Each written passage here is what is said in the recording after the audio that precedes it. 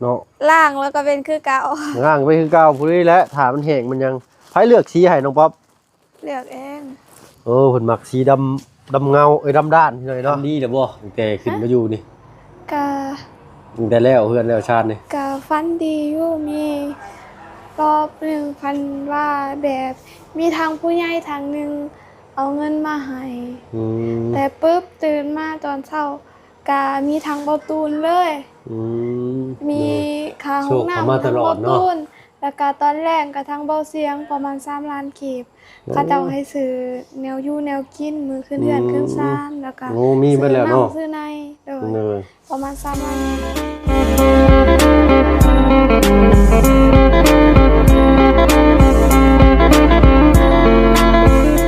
โอ้พี่น้อยเนาะไปบ่ฮอดจอดบ่ถึงเอ้าฮอดนี้พี่น้อยเนาะเมื่อวานนี้มี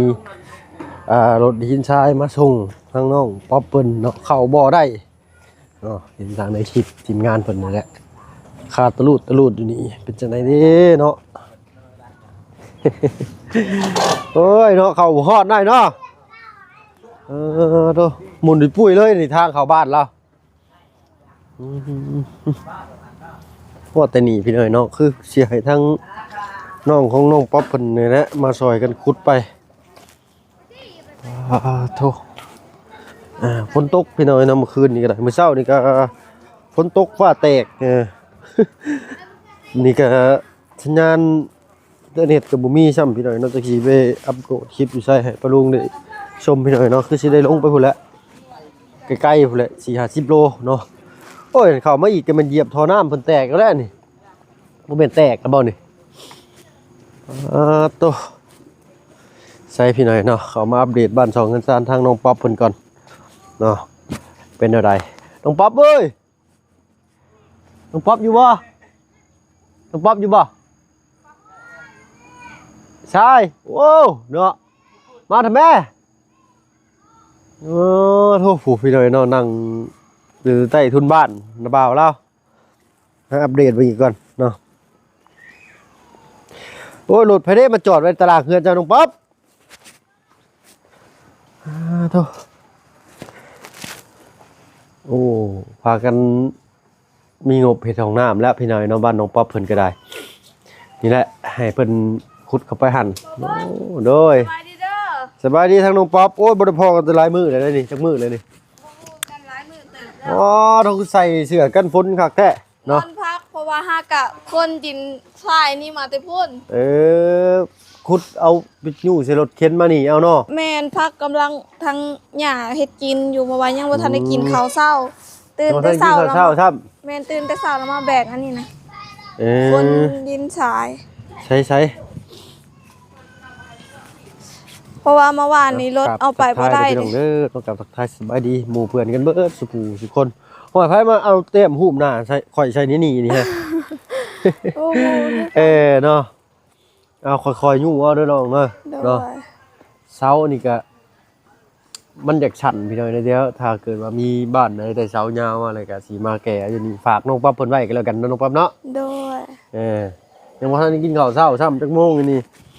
10 โมง10 โมงอินเทอร์เน็ตก็บ่มีพี่น้อยเนาะมื้อนี้ก็ได้ตายคักแต่เมื่อวานนี่แล้วเมื่อวานนี่ก็บ่มีเน็ตซ้ำสัญญาณบ่ค่อยดีนะฝนตกแห้งเด้โอ้รถใหม่เนาะแม่นคักแท้นี่เนาะโดยมานแล้วบ่นี่มานแล้วบ่มานแล้วบ่90นี่ยังได้นี่เนาะมานแล้วฮะจะอยู่ประมาณมานได้แต่มือซื้อหั่นเลยมือซื้อมันออกยังหวานนี่ออกคือกับถ่ายรถนี่เลยบ่89บ่แม่นได้ยินบ่าวบุญสารวัตรบ่แม่นบ่บุญสารวัตรบอกเพิ่นขึ้นมาวานนี้เด้เพิ่นบอกว่ามือเฮาซื้อหั่นเลยบ่โอ้เนาะหมูเท่าไรล่ะเท่าไรนี่16 ล้านกีบ16 ล้านโอ้ปี25เลยเนาะปี26ปี26บ่โอ้ใส่โปรเจคเตอร์คักแน่อีนี่เนาะโดยไม่เท่าไรแหละ500ไม่รถเพิ่นมีเลยเนาะโดยต้องใช้ขี่ข้ามมาแต่พุ่นหน้านี่เนาะแม่โอ้ดีใจเด้อน้องเด้อโดยเนาะใหม่ๆเลยนี่คักเนาะล่างแล้วก็เป็นคือเก่าล่างไปคือเก่าผู้นี้แหละถามมันแห้งมันยังไผเลือกสีให้น้องป๊อป เลือกเอง เเพิ่นมักสีดำเงาดำด้านพี่น้อยเนาะ โดย เนาะใส่ไปพาอายไปเบิ่งทางนี้ดูเป็นอะไรแหละเนาะเดี๋ยวสิพาปะลุงกับชีเลาะเบิ่งถึงเพื่อ ข้าน งบ้านเรือนซ่านน้องเพิ่นบ่นี่แหละข้างดูตารางก่อนมันเปื้อนบ่จะขึ้นถึงเฮือนปานใดเนาะ ได้ เลาะเบิ่งเวียกงานทางนี้ก่อนดูแลอ้อมไปเบิ่งทางห้องน้ำข้างในขุดดินจากห้องน้ำมาถมนี่เนาะ แม่น โอ้คักแล้วพี่น้อยเนาะพันดีจะบ่นอนเส้นใหม่ดิ ก็บ่ได้ฝันเมื่อคืนนี้ยังบ่ได้นอนฝันว่าบ่ตูน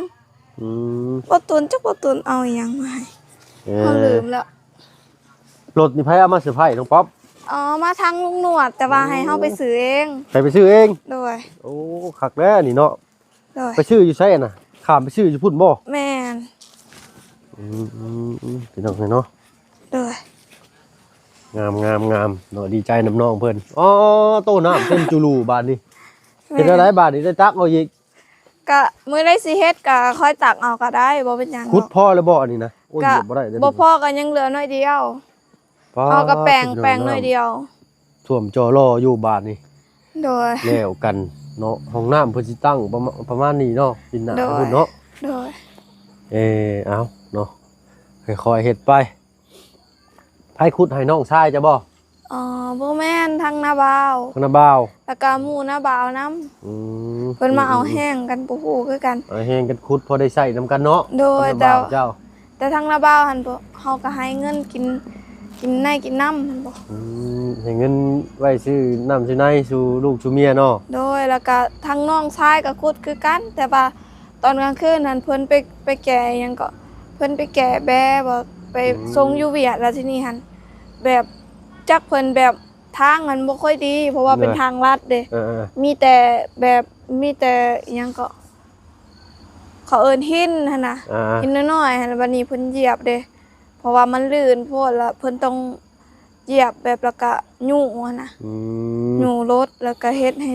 บาดเบิดตีนทั้งเพิ่นแล้วเพิ่นก็เลยบ่ได้ขุด เลยลงน้ำบ่ได้เนาะยัง โดย เปื่อยโอ้ยต้นไผ่นะเนาะ แม่น ต้นตะ ลื ไคร้ มเอาไปปลูก ขุดไว้บ่นะ โดยว่าสิเอาไปปลูกแต่ยังบ่มีเวลาไป ขุดไว้ให้อ้ายอีกเนี่ยเด้อคันมี โดย ได้บ่ ได้ เด้อเนาะประมาณอาทิตย์หน้านะทางอ้ายสิเมื่อ โดย มีหลายแห่งดีเนาะอยากได้มาปลูกพี่น้องเนาะไม้สังไคเพราะว่าเฮาสมมุติหน่อมันออกมาหั่นน่ะมันงาม แม่ เรากินก็ได้ แม่นเอาไว้เฮ็ดล้ำก็ได้ แม่นใช้พับไปเบิ่งอยู่หั่นเนาะบัดขุดไว้ให้เด้อ โด เด้อย น้องเด้อเจ้าขุดไว้หลายมื้อมันก็บ่เป็นหยังบ่เอ็ดชุงเราขาดแล้วบัดนี้เป็นโทษเราข่อยบาด นี่ก็ขาด ขาดคือกันพี่น้อยเนาะ บ่ตูนสบายดีเด้อ สบายดีทางบ่าวตูนพี่น้องเนาะข่อยมาขอพันธุ์อันนี้น้ำเพิ่นก่อนไม่สังไผนี่แหละ มาสังไฟ มีหลายอย่างดีน้องป๊อปไปขุดไว้ให้อันทั้งอ้ายนี่เด้อ โดย ปลูกช่วงนี้จัดเด้อเพิ่น โอ้ ติดไว้ผม โดยฝนดีเนาะ ช่วงหน้าฝนเนี่ย โดยใช่ให้ป้าลุงเพิ่นแนะนำมาอีกก่อนว่าการปลูกไผ่ปลูกเชียงหรือปลูกตั้งปลูกเชียงไงเนาะ โอ้โห ขุดยากบ่ ก็บ่ค่อยยากปานใดดอกค่อยๆขุด เนาะถ้าว่าอันขุดได้ขุดไปหาได้เด้อ โดย เนาะจะแห่งหลายแห่งดีพี่น้อยเนาะ โดย ตัวสิได้นะเอาถิ่มนี่ก็มันคือสิบ่ตายดอกอันนี้เนาะ บ่ตายแต่เพียงแต่แบบมันออก ขึ้นใหม่เนาะ ขึ้นเฮาก็ตัดขึ้นแล้วก็ตัดแล้วก็แล้ว พี่น้อยเนาะงาม โดย เดี๋ยวสิเอามาปลูกไว้หลายๆบ่อนเนาะเนาะ โดย เพื่อว่า โอ้อยู่บ้านอ้ายเขาเจ้าซื้อได้ลำอันนี้นะ แม่นอยู่นี่ก็คือกัน ซื้อเป็นทอนเนาะ โด เบิ่ง ย ตะลุมตารางแล้วสิให้น้องเพิ่นพาขึ้นไปเบิ่งเพื่อนๆบ้าน โดย ได้อยู่บ่ ได้ ไปเอา แต่ว่าทั้งน้องเพิ่นขึ้นไปนอนแล้ว นอนแล้วบ่ นอนแล้ว เอ้าน้องเพิ่นอยากนอนให้เพิ่นนอนแล้วเพราะว่าเฮ็ดให้อยู่ให้เศร้าได้ไปหน่อยเนาะก็บ่ติน้องเพิ่นแหละเนาะอยู่เพื่อนเก่านอนก็เวียงก็เว้นก็บ่ได้มันร้อน ฮ้อ ฝนตกก็ คัน น้ำ คน ติด สา ตา มากก็นอนบ่ได้คือเก่า อึ๊บเออ ไป อึ๊บโอ้มือเพิ่นเอารถมานั่นเพิ่นบ่แตกตื่นกันแซ่ๆบ่ ฮะ มือที่จะเอารถมาน่ะได้ป่ะจะไปขับมาแต่พุ่นบ่หรือได เขาต้องมาส่งเลย เออ แบบเฮาไปซื้อกับเขาเจ้าเด้ เหนื่อย ไปซื้อแล้วก็เจ้ามาส่งให้อยู่เฮือนเลยเนาะ โดย โอ้คักแล้วนี่เนาะเอาอันนี้ยังบ่ออกบ่ ยัง โต๊ะนี่เปิดลาเปิดห้วยคือบ่ติดสติ๊กเกอร์เต็มอยู่แท้นะ ฮะยู่ น้อง ไส เจ้าหันเราบ่สบายบ่ แม่น เป็นไข้กินยาแล้วบ่ล่ะ ก็กินแล้ว ไฟดับบ่นี่ บ่ ทั้งน้องเพิ่นนอนอยู่ห้องนี้เนาะ โดย งามไปหน่อยเนาะยังบ่ได้ทันขึ้นมาอยู่ โดย ได้แล้วบ่มื้องามยามดีขึ้นอยู่เฮือนชานน่ะ อ๋อทางบ่เสียงบอกว่าให้เทพื้นให้แล้วก่อน โอ้เอาแบบเอาให้แล้วคักๆเลยเนาะ โดย เจ้าพี่ห้องนี้ฝนบ่ได้หัวติน้องฝนตกทั้งหลายมื้อหลายอันเย็นนี่ ก็บ่ได้หัว บ่ได้หัวเนาะ โดย เบิ่งขออนุญาตเปิดประตูน้องเพิ่นกันพี่น้อยเนาะโอ้ปึ๊บก้อนแบบดีเลยพี่น้อยเนาะเป็นตาไม้สิพี่น้อยเนาะ โดย อันนี้เป็นห้องน้องป๊อปเอง โดย เป็นห้องน้องป๊อปเพิ่นน้องเพิ่นเลือกอยู่ห้องนี้ถือว่าสมบูรณ์ได้ห้องน้องเพิ่นนี่ก็ได้ โดย งามพี่น้อยเนาะปอนคอกมากก็เป็นสวนหลังบ้านของน้ำของในก็มีแล้วบัดนี้เนาะ โดย ดีใจน้องๆเพิ่นทางบ่เชียงเพิ่นบอกว่าถ้าเทพื้นแล้วเนาะ แม่น เทพื้นแล้วเพิ่นสิพากันหามื้อหายามขึ้นอยู่ขึ้นเช้า โดย เครื่องช่างเพิ่นว่าได้จ้ะ ก็ยังบ่ฮู้คือกัน เพราะว่ายังบ่ทันได้ไปถามเบาเสียงบอกว่ามื้อนี้หั่นพอสร้างเพิ่นบ่มา เพิ่นคิดค่าสร้างนำเท่าไหร่น่ะเนาะ ก็ยังบ่ฮู้คือ ง กัน บนำบ่เชียงดีครบเบิดเลยแต่ว่า ก็บ่ฮู้คือกันแต่ว่าทางอ้ายเพิ่นสั่งดินสั่งแฮทรายแล้วก็ เลย สั่งปูนประมาณ6ล้านปลายบ่ ทั้งปูนทั้งหินทรายเบิด6ล้านปลาย โดย โอ้ก็เบิดเกินเลยครึ่งอยู่เด้อค่ะว่าเพิ่นยังบ่มีมาอีกพี่น้อยเพราะว่างบในเพิ่นตอนนั้นน่ะ10ล้านไปเลยเนาะ แต่ว่างบสร้างเฮือนตู้เก่าหั่นยัง2ล้านเดี๋ยวพอดีเป็น12 ก็เหลืออยู่6ล้านน่าสิพอแล้วพี่น้อยเนาะคัดซั่นก็ได้ โดย เนาะค่าสร้างประมาณนี้แหละพี่น้อยเนาะโอ้เทนี่ก็เทหลายพอแล้วได้ออันขุดดินขุดหยังนี่มีแต่ทางเพิ่นแนะนำไว้ขุดปะไว้ได้พี่น้อยเนาะเพราะ โด ว่าย สร้างมาแล้วก็เพิ่นสิได้ลดค่าสร้างลงนำสมมุติว่าให้เพิ่นขุดเองอีกเพิ่นก็สิคิดค่าสร้างไปอีกแบบนึง แม่น วัดห้องน้ำที่ซะล่ะ ห้องน้ำหันมาทางเบาตูน มาตูน โดย โอ้เนาะเพิ่นรับจบเลยเนาะ ก็บ่จบอาจสิครึ่งหนึง เอาพรเข้าอยู่ได้เนาะ ก็ ถ้าใช้ได้บ่ บ่ฮู้คือกันแต่ว่า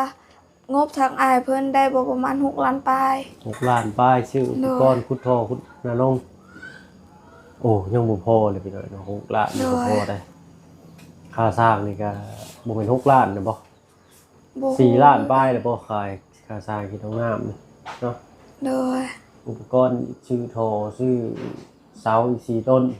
โดย ชื่อบล็อกอีกบาดปูนอีกบาดสังกะสีไม้อีกโอ้พี่น้อยเนาะแต่ว่าไม้เฮานี่เบิดพี่น้อยเนาะยังก็ยังบ่หลายก็เลยต้องได้ ยัง สร้างใหม่ 2-3เส้นซื่อ ยังเหลือ2-3เส้นนึงก็บ่พอแล้วพี่น้อยเนาะเพราะว่าไม้ห้องน้ำนี่ก็ต้องใช้หลายคือกัน ๆโดย ได้ทั้งตัวเมฆขึ้นมาอยู่หรือบ่ ยัง มีแต่น้องจะขึ้นมานอนเช้าเมื่อยซื่อเนาะ โดย แต่ว่านั่นก็มันฝนตกฝนแห้งก็ขึ้นมาอยู่ก่อนรถก็ได้เนาะ โดย เทพื้นเทหยังแล้วก็จึงเก็บข้าวของออกก็จังมาขึ้นก็จึงอยู่ปกติก็อยู่ได้เลยอะไรพี่น้อยเนาะแต่ว่าเฮาบ่ถือหยังอะนะ แม่น เพราะว่าเฮ็ดไว้อยู่เนาะเฮ็ดไว้ให้อยู่หั่น โดย เพราะว่าทางน้องเพิ่นก็ทางนั้นก็เฮือนฝนตกแห้งช่วงนี้ก็คือสิหัวอยู่ตัว กะบ่ได้หัวแต่ว่าฝนพระมากะเปียกเบิด ฝนฟ้าฝนแห้งกันเมื่อคืนนี่ก็ แห้ง ฟ้าแตก แม่นโว้ย ต่ำบ่ค่อยแล้วนอนหลับแต่หัวเว้นบ่ค่อย บ้านเขาเจ้าแบบเขาเอิ้นหยังเขาบ้านเขาเจ้าแบบ อันนั้น ยิงปืนใหญ่รถติ แม่น ต่ำรถบ่าวตูนดิ้นบ่าวตูนเพิ่นเนาะ โดย บ่าวตูนดิ้นดงโอ้เกือบเราแล่นบ่าวตูนก็ได้ แม่นบ่ คิดถ้าอาจารย์คิดว่าไฟช็อตเราเมื่อคืนนี่ อ๋อโดย เอ้ยเราแข็งไปเลยว่ะถ้าง่ายนอนหน่อยหลับ อ๋อ เต็มหัวเว้น โดย หลับช่วยเขาโทรศัพท์กับป้าไว้เมื่อยได้นั่งรถมาแต่มื้อเว้นวานนี่หน่อยเนาะ โดย ไปเบิ่งมานี่เบิ่งทางห้องโถงนี่อีกบาดเนาะแล้วครับใครนอกเพิ่นเก็บไว้ใช้หลาเปิดหลับแสงอยู่เอาอย่างเว้นแต่ฝนบ่ตกเปิดไว้รถให้อากาศมันถ่ายเทเนาะแต่ล็อกก้อนไว้เด้อ โดย ล็อกกันบ่ให้มันอันนั้นเด้อล็อกกันเอาไว้เนี่ยบ่ให้ลมมาหรือลมตีหรือว่าประตูมันแตกปึ๊บชี้นี่ก็ยังบ่ล่ะ ยังน้อ ยั ย งน้อยหนึงเนาะเอาไว้ท่าขอบประตูก็ได้อยู่ โดย เนาะเฮาก็ใส่สีใส่ทินเนอร์ครับไปอีกทินเนอร์ก็ยังอยู่ที่ทินเนอร์ก็ได้ เบิดแล้ว โอ้ทินเนอร์ทำไงเบิดเนาะ โดย เนี่ยท่าเบิดเลยพี่หน่อยเนาะท่าทั้งใบประตูประต่าง โดย ทินเนอร์ทั้งชี้ฟ้าน่ะก็เบิดเนาะ ทั้งสีฟ้าหันก็ยังอยู่ ยังอยู่เนาะ โดยยังหลายตอน ตัวนั้นยังอยู่ที่ โดย ใส่ตัวนั้นผสมท่าก็ได้ตัวนั้น ได้ ใส่ตัวนั้นผสมท่าอะไรมันสิสีเข้มหน่อยหนึงได้ตัวนั้นได้ โดย โอ้งามมาดีๆเฮือนน้องป๊อปเพิ่นนี่เนาะ ต่างประตูปะลุงเพิ่นว่าถูกแล้วเพิ่นว่าเนาะมีแต่ประตูตัวนั้น ปะลุงเป็นคอมเมนต์มาว่าอยากให้มันอยู่ชิดต้นเสา ตัวใดก็ประตู ประตู นี่ เข้า นะ ห้องกันเอง อ๋อโดย แต่แล้วแต่ผู้มักเนาะอันนี้ก็ได้เนาะแต่ว่าถ้า โดย เข้าชิดต้นเสากลางนี่มันก็สิได้พื้นที่ โด ของ ย โครงก็สิหลายเด้ โดย แต่คักคือกันแบบนั้นครับพี่น้อย มันเปิดมันก็ชิดผนังเลยเด้ โดย คักงามโอ้เอาคอมเมนต์มาเบิ่งอีกพี่น้อยเนาะเอาน้ำมันยังทาพี่น้อยเนาะเพิ่นว่าเอาบ่อยากให้มันเป็นสีหมอกๆจริงนะ เขาเอาอีหยังแบบเขาเอาสบู่มาขัดไปแล้วเด้ ก็บ่ออกบ่ แม่นเขาล้างไปแล้ว อืม เขาเอาโซเลยเขาอยู่เพื่อนนี่ บ่ออกเนาะป้าลุงเพิ่นคอมเมนต์มาว่าเป็นน้ำมันหากได้คิดเป็นน้ำมันเนี่ยเดี๋ยวให้เพิ่นคอมเมนต์มาตื่นอีกพี่น้อยเนาะเพราะว่า น้ำมันบ่ แม่น ถ้าเป็นน้ำมันอัดซังนี่แบบเพิ่นสิกินสี แม่นสิกินชีก็กินเป็นน้ำมันยังนี่คักอยู่บ้านน้องป๊อปเพิ่นนี่เอาออกเบิ่งล่ะโอ้ก้อนนี่คักเนาะมันเด้งมันเลยเด้อันนี้นี่เปิดพี่หน่อยเนาะไฟได้ขึ้นมาเฮือนจอบเบิ่งกับทางนี้ก็ได้ รับทางนี้รับลมดีขนาดโอ้หลอกอยู่ข้างเด้มันสิเข้าข้างเองเลยนี่เนาะ โดย นอนน้องเบาเนาะมันแบบคือมันมีแม่เหล็กเรือสปริงอยู่ข้างในเลยน่ะดีเลยตัวนี้เนาะ โดย จื้อไว้เด้อบัดนี้เด้อ โดย ถ้ามีโอกาสบ้านหน้าบ้านในซื้อไว้ใช้เพื่อนชานเจ้าของแล้วก็บ้านหลังถัดไป มันคืออีหยังอ่ะ หืม มันคืออีหยัง เย่นี่ก่อนประตูสีดำๆนี่ อ๋อ เห็นไหม โดย สีดำๆมันดีเด้ โดย เนาะเนาะเพื่อเบ้บ้านนั่นน้องอันล่างนี่กำลังสร้างมีหออีกอย่างเหมือนกันหนูเป็นเนาะพี่หน่อยเนาะนี่ประมาณนี้ดีตัวนี้ดียอมรับว่าดีแท้ โดย คักการจับกันยังกับพอดีเลยกับมือจับนะพี่น้อยเนาะงามเลยเป็นสเตนเลสคัก แม่น งามบ่น้องป๊อป งามแห้ง แข็งแรงกับทนทานเนาะ โดย มากบ่ โดยมาก พันดีเด้อบ่ตั้งแต่ขึ้นมาอยู่นี่ กะ ตั้งแต่แล้วเฮือนแล้วชาตินี่ กะฟันดีอยู่มีรอบหนึ่งพันว่าแบบมีทางผู้ใหญ่ทางหนึ่งเอาเงินมาให้ อืม แต่ปุ๊บตื่นมาตอนเช้ากะมีทางเบาตูนเลย อืม มีคาง โชคเข้า น้ำ มาต ทาง ลอ เบา ดเนาะ ตูนแล้วก็ตอนแรกกับทางเบาเสียงประมาณ3 ล้านกีบเขาเจ้าให้ซื้อแนวอยู่แนวกินมือขึ้นเดือนขึ้นซ่านแล้วก็ โอ้มีเบิดแล้วเนาะ ซื้อในโดย เลย ประมาณ3 ล้านกีบ เลยเนาะสรุปแล้วขึ้นหาแต่มือบัดนี้พี่น้อย โด เนาะ ย หาแต่มือแต่ยามเจ้าก็มีแต่และปัดเช็ดทำความสะอาด โดย เดี๋ยวป้าลุงเพิ่นคอมเมนต์มาเลยทางอ้ายสิเฮ็ดบอกเด้อ โดยได้ ว่าเดี๋ยวอ้ายสิเขามาบอกก็ได้ว่าเฮาต้องเอาหยังใช้หยังหันนะ โดย เนาะคือเคยเห็นเพิ่นเม่นมาอยู่พี่น้อย นี่เห็นแต่ว่าน้ำมันที่จือได้หาก็สิเป็นน้ำมันหยังมันอยากเป็นหมอกน้อยหนึงเนาะพี่น้องตามจริงมันก็ได้แหละมันก็งามแหละแต่ว่าอยากให้มันแบบเห็นสีออกชัดกว่านี้นะ โดย เป็นหมอกควันสิได้งานบ่ออกเนาะ แม่น มันเป็นหยังเนาะก็งามแล้วพี่น้องนะค มั รั น บ บ่ออกเนาะ ถ้าจะให้มันชัดเจนกว่านี้นะ โดย งามห้องนี้ได้จ้ะเพิ่นอยู่หรือเปล่า แม่นมีคนอยู่ทางในบ่จ๊ะ มีคนอยู่ทางใน โดย ยาอะไรจ้ะหลอดฟืนหลอดไฟได้จ้ะล่ะยัง ก็ บ่มี ยังบ่มี มีแตหลอดเดียวนี่เนาะ โดยมีตลอดเดียว ไฟฟ้าก็ดึงมาแต่เพื่อนหลังเก่าอะไรเนาะเพราะว่าเขาไว้อยู่หั่นเนาะทางเบาลี่เพิ่นพี่น้อยเนาะ โดย เตรียมการไว้ให้เรียบร้อยแล้วพี่น้อยทางทีมงานเนาะก็มาสานต่อเขาแบบบ้านเป็นหยัง ตัวนี้เขาเจ้าก็ยังบ่ได้ใช้ อันนั้นล่ะ นี่ โอ้นอดบ่ แม่ นอดเพิ่นเบิดบ่หรือจังได ยังอยู่ บ่ยาก เอาสื่อตืม บ่ยากเดี๋ยวให้ทางพอสร้างเพิ่นมาเก็บให้แป๊บเดียวดอก โดย มันยิงน็อตใช่ซื่อ โดย เอาบ้านน้องเพิ่นนี่ช้าได้พี่น้อยเนาะช้าเนาะ โดย ตอนแรกนั้นเฮิงพี่น้อยเนาะปะลุง FC จนว่าลืมผู้ใดปัดพ่อมาเริ่มลงมือเฮ็ดบัดงามพี่น้อยเนาะ โดย สิแหละช้าแต่ได้ผ้าเล่มงามเพิ่นว่าเนาะ โดย จากคำสุภาษิตไทยเพิ่นเว้าได้พี่น้องคอมเมนต์มาบอกแน่ถึงสิช้าแต่ได้ผ้าเล่มงามมันเด้ โด เนาะ ย ชาก่อนทางบ้านน้องเลี้ยงน้องจะดีอยู่แต่ว่างาม โดย คือว่างามสุดเลยนะแบบที่บ่มีหยังผิดพลาดเลยเนาะ โดย ก็มีแต่ยินดีนำเด้อน้องเด้อ โดย เดี๋ยวขึ้นเรือนใหม่ใส่หยังงามพุ่นแล้วจะมาสิเข้ามา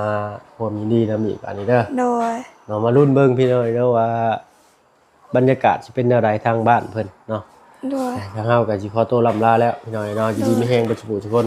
โดยก็ขอขอบคุณทาง FC และทางผู้ใหญ่ใจดีที่ เนาะ บ่ทิมบ่ป้าและคอยให้กำลังใจน้องแล้วก็ทางอายนำขอให้อายเดินทางปลอดภัยข้าพเจ้าอวยพรเด้อ โอ้ยเนาะก็คือว่าสุดยอดในบ้านน้องเพิ่นนี่เนาะซ่าเนี่ยแต่ก็งามแฮงทางมาเพิ่นก็ยังว่างามเนาะสำหรับคลิปนี้ก็สิขอตัวลาลงแล้วไปหน่อยเนาะจะดีมีแฮงเด้อบ่จะพูดทุกคนไปแล้วพี่น้อยเนาะไปหาบอลอัพคลิปไปปะลุงเบิ่งกันบาดนี้เนาะฝนตกไฟดับยากหลายพี่น้อยเนาะไปพี่น้องสำบายดีจ้ะ